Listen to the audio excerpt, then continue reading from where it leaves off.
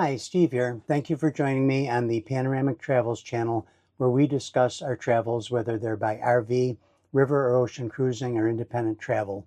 This video covers our 6th major RV trip since we picked up our Panoramic RV in September 2022.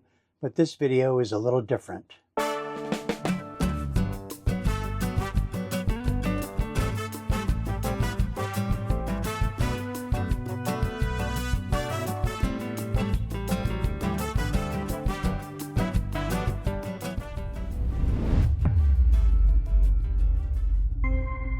So how is this video different from my previous RV road trip videos?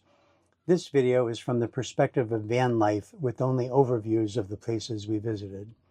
This video will cover our time on the road, where we spent our nights like moochdocking, boondocking, campgrounds, and a few harvest hosts, people we visited, some of the trials and tribulations of RV life we are still learning, and I even made graphs of our Pano levels, battery state of charge, and all the tank levels, fresh, gray, black, and propane.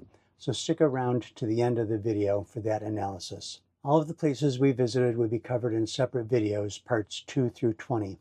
So this entire trip will be covered in a series of 20 videos. So why am I changing my format? Well, I subscribe to a lot of YouTube channels, and if a video is over, say, an hour, I have to really be interested in the content to click on it. So one reason is I'm trying to keep the videos shorter. Another reason is that the videos may serve different audiences. Some of you might only be interested in the RV life aspects of my videos. Others might be more interested in where we went and what we saw. And the good news is that if you're interested in both, you can watch some or all of the 20 videos in this Heading Southeast series. So what's in part 2 through part 20 of this video series? Some of the highlights include in New Orleans, 2 walking tours in the National World War II Museum, in Florida, snorkeling with manatees, the Florida RV Super Show, Key Largo, Key West, and the Truman Little White House, heading up the East Coast with stops in St. Augustine, Savannah, Charleston, and capping it all off with 3 days in Washington, D.C., which included the White House, the Capitol, the Library of Congress, the National Mall monuments, and 5 museums. I'll put links to these videos in the description of this video. If you watch this video as soon as I publish it, please give me a few months to get the rest of the videos up. Video editing is very time consuming. I hope you enjoy the video. Give it a like if you do. If you're already one of my 700 plus Panoramic Travels subscribers, thank you. If not, please consider subscribing and clicking the notify button so you'll know when new Panoramic Travels videos come out. It's time to find some warmer weather. Okay, we're all packed. Overhead storage, shoe cubby, kitchen utensils, pots and pans, and miscellaneous supplies. Plenty of food in the refrigerator, the freezer, the pantry, and the wine rack. We've got clothes packed and a partially filled garage. We're leaving Michigan with the RV winterized, so the fresh gray and black tanks are all near empty, and propane is at about 75%. And we're on the road. Our first stop is to visit our friends Kim and Don in Terre, Haute, Indiana. We met Kim and Don over 4 years ago on the Viking Grand European River Cruise. Since then, we've been on a few more Viking cruises and have met up with them in Indiana and Michigan. Kim and Don live in a fairly rural area and have this beautiful wetlands area to enjoy nature and take their dogs for walks. We visited the Eugene V. Debs Museum in Terre Haute. This is just a brief overview. There is a separate video which is part 2 of a series of Heading Southeast videos. Debs was born in Terre Haute and spent his life as a political activist, union organizer, and ran for president 5 times as a Socialist Party of America candidate. Don and I stayed at the house and walked the dogs. Come here, babe.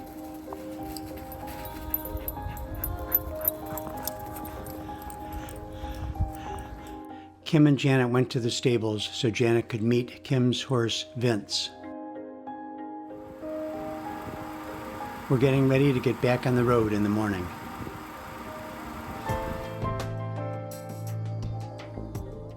Well, we left Michigan a few days ago looking for warmer weather, and we're still here in Terre Haute. We have not found it. It is -4 degrees Fahrenheit this morning. Today our plan was to leave Terre Haute and spend the night at an approximate halfway point between Terre Haute and New Orleans. That would have been Memphis, but we decided to push ourselves a little longer and ended up boondocking in a Walmart parking lot in Batesville, Mississippi. That combination of temperature and the wind is going to combine to make frigid wind chills. You're talking temperatures that will feel like -21 in Des Moines, -30 in Sheldon, and even when we get to the evening hours, as most folks are heading out to the Caucasus, those temperatures are still going to be incredibly freezing. Meanwhile, back at home, we worked out a deal with our neighbors that they would clear our driveway when we're out of town, and we would do the same for them when we got home and they were out of town. They definitely got the worst of it. We'll be treating them to dinner when we all get back home. How can we be this far south and still be dealing with such cold weather, snow, and ice? Well, it's day 4 of our trip down south. We are in Mississippi, and this is what we woke up to this morning.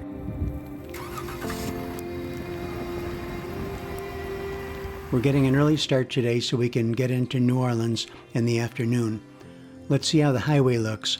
Okay, it looks like we'll just stay in the ruts and drive about 40 miles per hour until the road conditions improve.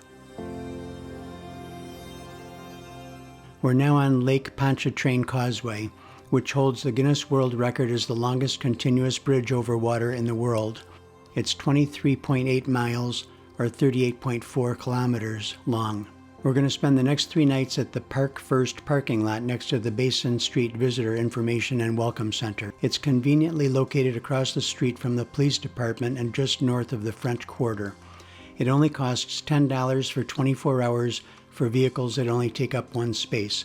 If you have a rig that takes up multiple spaces, it's $50 for 24 hours. You can pay at one of the pay booths or pay using the Park mobile app. We're in New Orleans, people. Should we really be in the middle of an ice storm? It seemed odd that the National World War II Museum is in New Orleans. I looked into it when we got home. Apparently New Orleans is the home of the Higgins boat, which is the landing craft that was used in every major amphibious assault of World War II. But back to the museum itself, it is amazing. We got there when it opened and they had to kick us out 6 hours later. Okay, I know ramen is not traditional New Orleans food, but it sure was good, and you can't go wrong with a little creme brulee, too.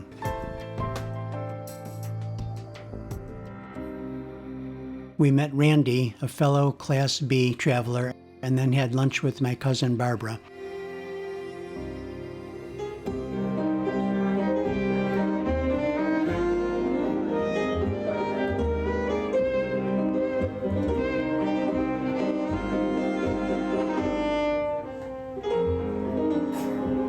We went on 2 walking tours, one in the Garden District and one in the French Quarter.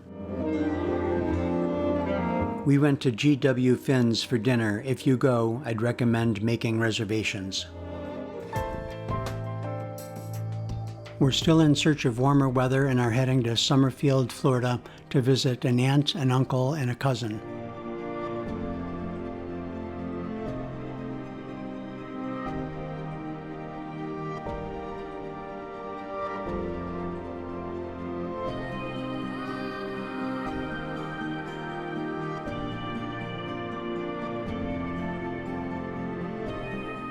We have one more short drive today.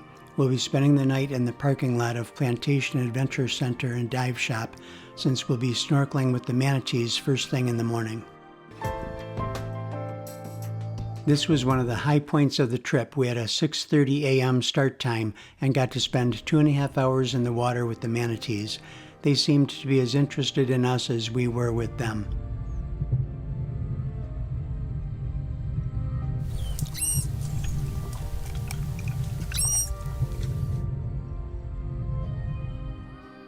Next stop, St. Pete, where we'll be visiting more of my cousins. I have 64 first cousins. We mooch-docked with my cousin Lori and her husband David for a few days.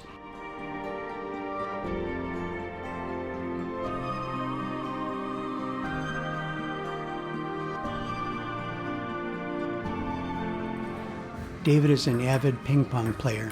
He knew of a table at a local bar where we played until getting kicked out for not buying anything. Lori and David invited other family members, some of whom I had not seen for many years. It was a great day.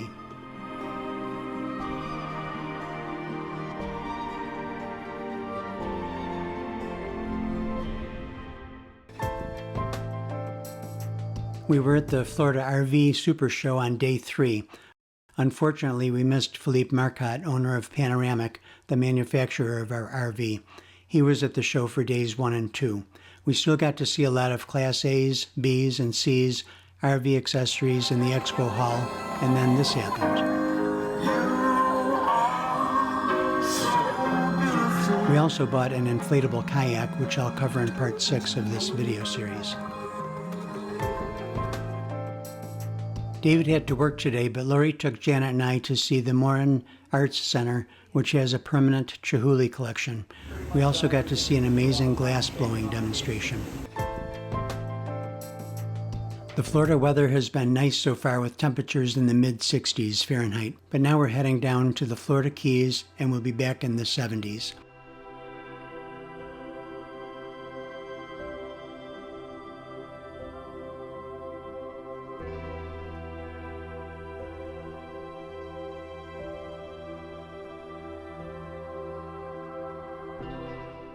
Our sea level 2 tank monitor tells us that our propane is down to 3%, so it's time for a refill. We're heading into the Key Largo campground and marina where we'll be staying for the next 5 nights. They have full hookups and very nice accommodations. We're on day 12 of this trip and this is the first time we've plugged into shore power. I'm glad we're on shore power because we'll be running the AC a lot. We do have 440 amp hours of lithium batteries, but that's probably not enough to run the air conditioner overnight.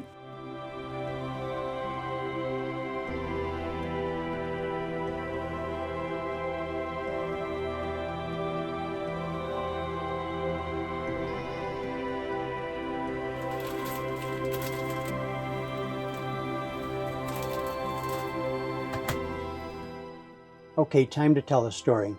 I noticed when we started running the AC that the battery state of charge was decreasing. I thought that was odd since we're supposed to be on shore power. I double-checked the electrical connections from the pedestal to the Hughes surge protector to the electrical cable to the connection on the RV. Everything was fine. So next I looked in the Panoramic Owner's Manual, tried a few things out, nothing worked. I was ready to call Panoramic tech support when I thought to check the circuit breaker and fuse panels. All of the circuit breakers were in the off position, so I put them all in the on position and we were on shore power. So how did the circuit breakers get turned off in the first place? I remember when I was loading up the garage area from inside the RV, I accidentally knocked the panel cover off. Apparently when the cover came off and moved down, it turned the circuit breakers off. Okay, here's another story. We broke camp so we could take a day trip to Key West. I always put a piece of paper on the dash to remind me to walk around the RV before we leave camp. I disconnected shore power and walked around the entire RV. I got into the driver's seat and started driving. Janet said, "Stop, I think I hear something dragging." Yes, she did. It was the awning, still fully extended with the 2 legs dragging through the gravel. I don't know how I overlooked that other than I need to make sure to look up when walking around the RV. Luckily, no damage was done to the awning and just minor damage to my ego.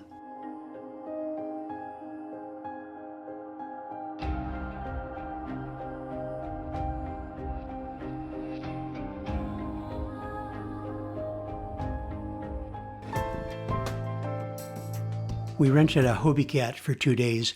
It's a tandem kayak that can be powered with paddles or pedals. It can move surprisingly fast, just under foot power. The pedals made it easy to navigate the mangrove tunnels rather than having paddles in the water.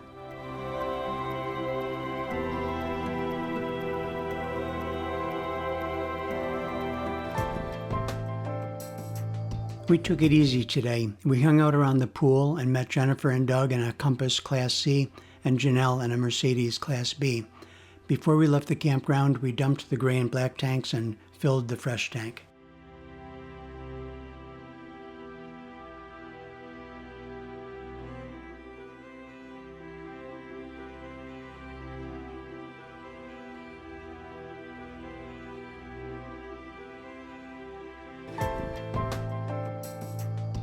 We're back on the road and heading to Philip and Pat's house on Merritt Island. We met Philip and Pat on a Viking ocean cruise in South America about 10 months ago. We had exchanged contact information at the time, so we reached out to them when we were planning this trip. They could not have been more gracious hosts. If that is what Southern hospitality is, it is alive and well.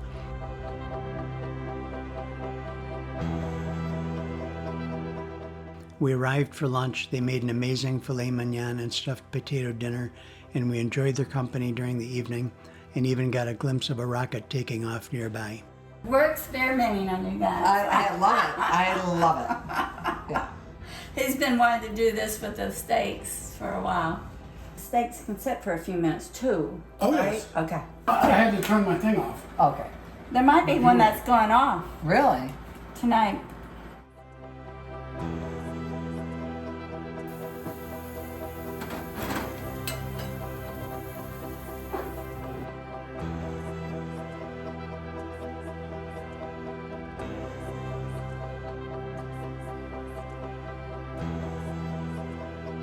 Big booms. Stays out.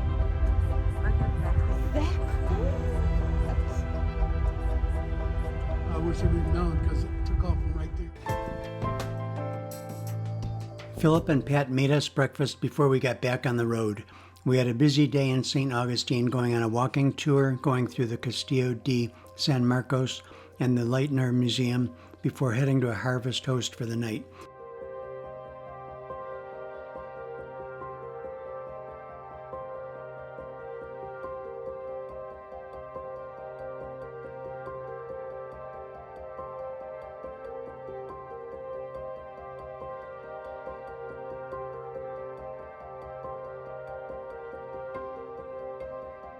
We stayed in the parking lot of the Royal St. Augustine Golf and Country Club.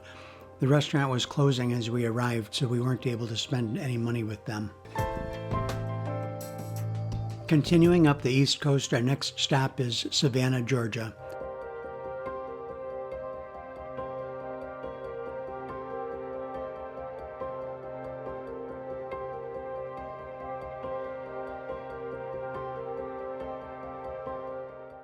Look at that beautiful Spanish moss. We went on what ended up being a private walking tour since we were the only two people who signed up for it.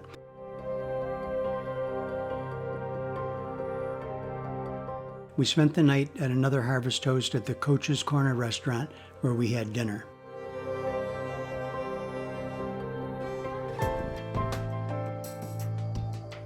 We got an early start and drove up to Charleston, South Carolina.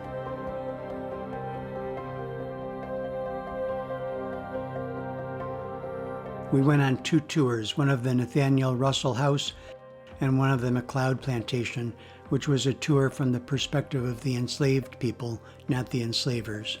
We had a great lunch at the 82 Queen restaurant before heading to the James Island County Park and Campground.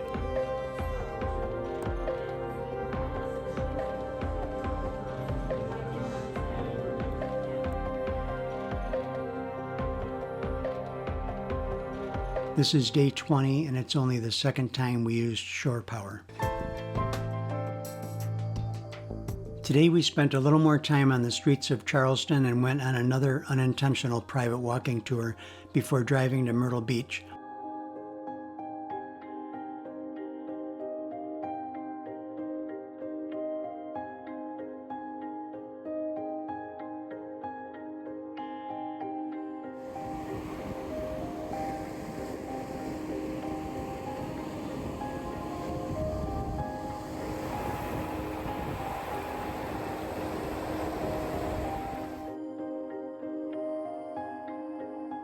We went to the Myrtle Beach KOA to winterize the RV and to spend the night. Unfortunately, the shrubbery around the dump station made it very difficult to winterize. They should trim the shrubs to make an easier access.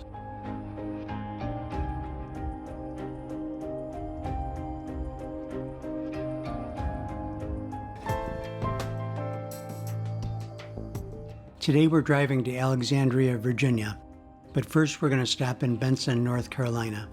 Sam posted on the Panoramic Owners and Wannabes Facebook page a few years ago wanting to see a panoramic RV in person.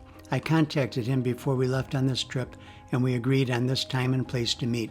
I think Sam and Andrea's suspicions were confirmed. The Panoramic RV has a great floor plan, a lot of smart design ideas, and is built to a very high level of quality. Okay, now to our next destination, the Holiday Inn in Alexandria, Virginia. Why are we staying at a Holiday Inn when we're traveling in an RV? For two reasons. It's actually less expensive than nearby campgrounds, and it's very conveniently located. It's only a few blocks from a metro station. We used the metro to get into Washington, D.C. for the next 3 days. We met our great niece, Samantha, for dinner. She's attending George Mason University, where she'll be graduating later this year with a degree in cybersecurity. Janet and I are now heading into Washington, D.C. for the first time since we were kids. The last time I was there, I was 5 or 6, and John F. Kennedy was president. Janet's family also visited D.C. when she was about 6. Janet does pretty much all the planning for our trips. She contacted our U.S. representative months ago to request White House and U.S. Capitol tours.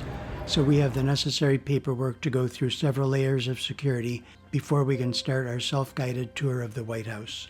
What an impressive building.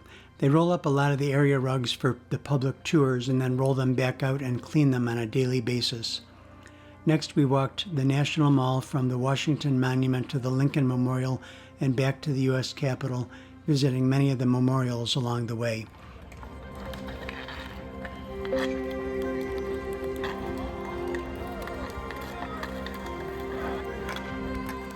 Walking to the U.S. Capitol, we saw there was a free shuttle that would save us about 10 minutes of walking. We took it since we'll have walked over 10 miles today. The rotunda and its dome was really something to see.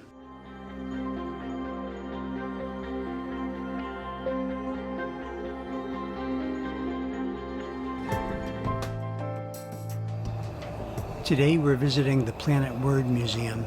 This is a private museum with a reasonable entry fee. It's filled with clever activities like an interactive video, a hidden doorway, and books that can come to life. We also stopped in at the Carnegie Library Apple Store, because I always like going to Apple stores, but specifically this one because of its beauty, and it was the first time I saw an Apple Vision Pro in person.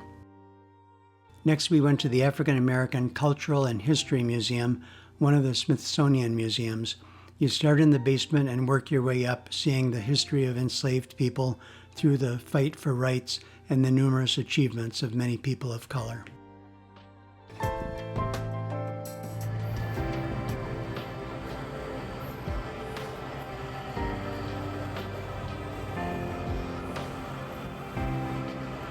Today is the third and final day in Washington, D.C., visiting 3 Smithsonian museums: the United States Holocaust Memorial Museum, the National Museum of American History, and the National Museum of Natural History.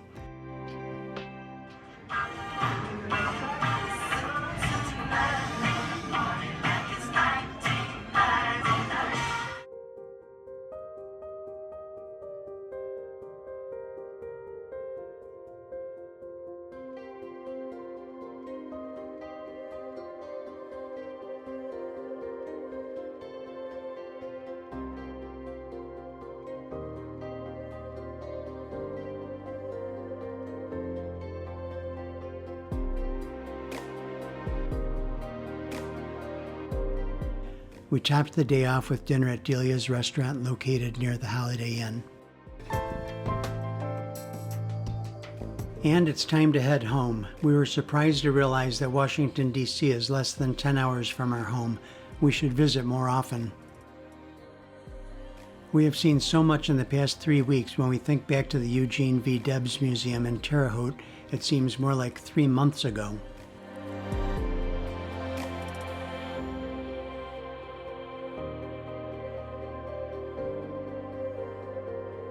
You can see that as long as we were on the road, the battery state of charge was at or near 100%. Obviously, the same was true when we were on shore power. The only time the state of charge dipped down was when we were parked in New Orleans for several days. In other words, not on shore power and not driving. The propane tank dropped a lot during that same time period in New Orleans, since it was so cold there and we had to heat the RV with propane. You can see when we filled the propane tank, we didn't need much propane after that. You should also notice that in general, even though the sea level 2 tank monitor reads to the nearest whole number, you can't really go by that. Yes, it's a lot better than monitors that read out in 1/3 or 1/4 increments, but you can see in the graph that propane levels sometimes go up. This could be an inaccuracy in the monitor, or it could also be temperature and or pressure related. I think this graph is a little more self-explanatory. You can see that we started the trip winterized, but still made use of the gray and black tanks. You can see when we de-winterized in Florida and topped off the freshwater tank before we left the Key Largo campground. We winterized as we headed north into colder temperatures in Myrtle Beach. Again, you can see some slight inaccuracies in the readings. I'd say the sea level 2 tank monitor readings are good to about ±5. I'll put links to the other videos in this series in the description of this video. Again, if you watch this video as soon as I publish it, please give me a few months to get the rest of the videos up on the Panoramic Travels YouTube channel. I hope you enjoyed the video. Please give it a like if you do and consider subscribing to the channel. Until next time, thank you for watching.